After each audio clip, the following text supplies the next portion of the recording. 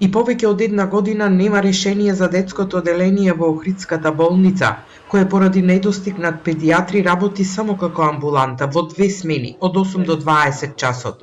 Болните деца во ноќните часови, за викендите и празниците за преглед и хоспитализација се носат во детското оделение во болницата во Струга, каде дневно има и над 100 пациенти. 5 темина педиатри се жалат на неиздржливо темпо. Поголем дел се од Охрид него од Струга, имаме пациенти и од Ресен, кои што доаѓаат овде, и од Девар. Точно дека сме оптеретени, меѓутоа тоа ни е работата, нажалост.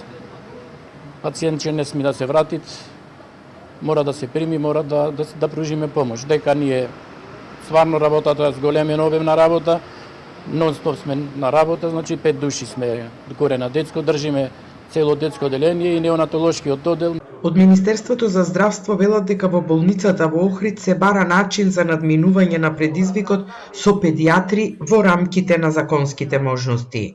Од оваа болница во моментот на специјализација се 21 доктор, меѓу кои 20 доктори на специјализација по педиатрија, како и во други области, интерна медицина, анестезиологија, гинекологија и друго. Исто така, со новата програма за специјализација за годинава се предвидени уште 2 нови специјализации по педиатрија за Охридската болница. Најголемиот туристички центар во земјава остана без болничко лекување за најмладите пациенти лани во ноември.